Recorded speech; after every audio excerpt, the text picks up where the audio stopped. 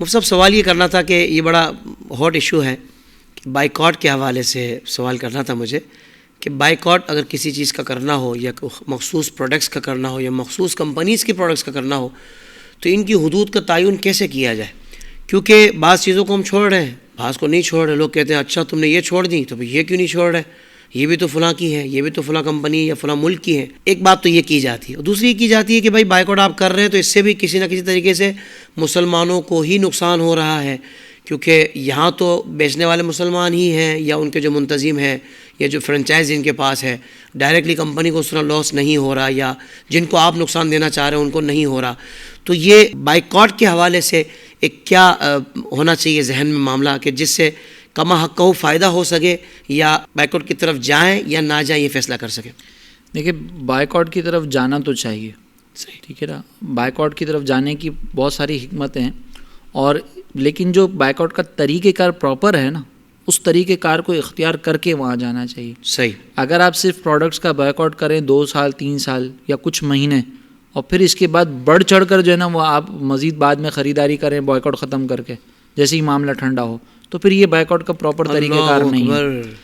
طریقہ کار یہ ہے کہ آپ اگر بائیکاٹ کر رہے ہیں نا کسی چیز کا، تو اس کا آلٹرنیٹ ایسا تیار کریں کہ جس سے مسلمانوں کو بڑے پیمانے پر فائدہ ہو. بہت اچھا. تو پھر اس بائیکاٹ کا جو ہے نا وہ ایک اثر جو ہم چاہتے ہیں وہ آپ کو نظر آئے گا.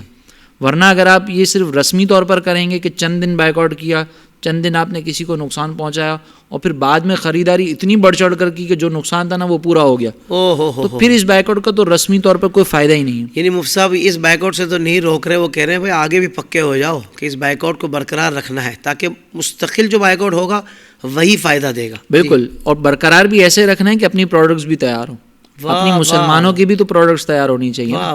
تو اب اس انداز سے اگر اختیار کیا متبادل بھی تیار کرنا ہے. اگر ہم نبی کریم علیہ الصلوۃ والسلام کے انداز کو دیکھیں نا، تو سرکار دو جہاں صلی اللہ علیہ وسلم نے مدینہ طیبہ میں جب ریاست قائم کی تھی نا، تو پہلے جو ہے وہ مسلمان یہود کے ساتھ تجارت کیا کرتے تھے، لیکن سرکار علیہ الصلوۃ والسلام نے ساتھ ہی ساتھ مسلمانوں کو یہ ترغیب دی کہ اپنا بھی بازار قائم کیا جائے.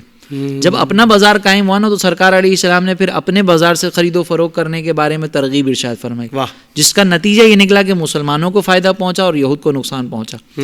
اس طرح کا بائیکاٹ کیا جائے. اب یہاں پر سوال یہ ہے کہ ہم یہ بائیکاٹ کیوں کر رہے ہیں، اس کی کیا حکمت ہے؟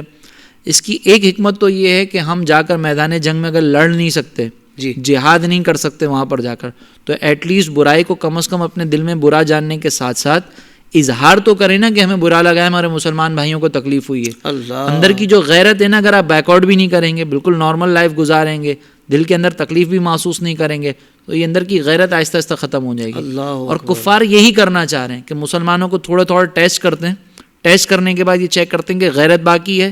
اگر باقی ہوتی ہے تو پیچھے ہٹ جاتے ہیں، تھوڑے ٹائم بعد پھر دوبارہ غیرت کم کرنے کی کوشش کرتے ہیں، پھر دوبارہ کوئی ایسا شوشہ چھوڑتے ہیں. تو اس طرح ٹیسٹنگ ہو رہی ہے، اور اس ٹیسٹنگ کے جواب میں ہم بالکل ہی ٹھنڈے ہو جائیں تو یہ غلط ہے. لہٰذا یہ بائیکاٹ کی ایک حکمت تو ہے اپنے اندر کی غیرت باقی رہے. دوسرا اس کے اندر جو ہے وہ آپ یہ کہہ رہے ہیں کہ بعض یہ کہتے ہیں کہ بھئی مسلمانوں کا بھی نقصان ہو رہا ہے، تو ٹھیک ہے وقتی طور پر ہوتا ہے. اگر کمپنی بند ہوگی تو جتنے مسلمان امپلائیز ہیں وہ جو ہے بے روزگار ہو جائیں گے. لیکن ہم نے ساتھ میں یہ کہا تھا کہ اگر وہ کمپنی بند ہو رہی نا، تو دوسری کمپنی اتنی شاندار ہو کہ یہ امپلائیز یہاں سے بے روزگار ہو کر وہاں پر روزگار حاصل کریں. وہ دوسری کمپنی اگر آلٹرنیٹ تیار کر رہی ہے اپنا وہ بہترین طور پر، تو وہ ان کو آفر کرے نا کہ بھئی وہاں سے جاب چھوڑو ہمارے پاس آ جاؤ. لیکن ہمارے یہاں پر مسئلہ یہ ہے کہ ایک طرف تو مسلمان غیرت کا اظہار کر کے بائیکاٹ کر رہے ہیں، اور دوسری طرف وہ کچھ لوگ ہیں کہ جو اپنی بغیرتی کا اظہار کر کے ان پروڈکٹس کو مہنگا کر رہے ہیں کہ ہم لوکل مارکیٹ سے خرید رہے ہیں تو چلو اس کو مہنگا کر دو. جس پروڈکٹ کو پہلے کوئی پوچھتا نہیں تھا وہ مہنگے داموں بیچ رہے ہیں، معیار گرا رہے ہیں. تو اس انداز سے کیا جانے والا بائیکاٹ غلط ہوگا. اگر آپ بائیکاٹ کر رہے ہیں تو پھر اس بھرپور انداز سے کریں کہ پھر اس کا آلٹرنیٹ تیار ہو، یہ دیر پا چلے، اور ایسا نہ ہو کہ وقتی طور پر. اور مسلمانوں کا جو سرمایہ ہے وہ مسلمانوں کے درمیان رہنا چاہیے. یہ ایک معاشی پالیسی ہوگی مسلمانوں کے لیے بھی کہ جب آپ آپس میں ہی تبادلہ کریں گے تو مسلمانوں کو ہی فائدہ ہوگا. پھر آپ کو آگے چل کر جب اپنی پروڈکٹس کی عادت ہو جائے گی تو آپ کو غیروں کی طرف جانے کی ضرورت ہی نہیں پڑے گی.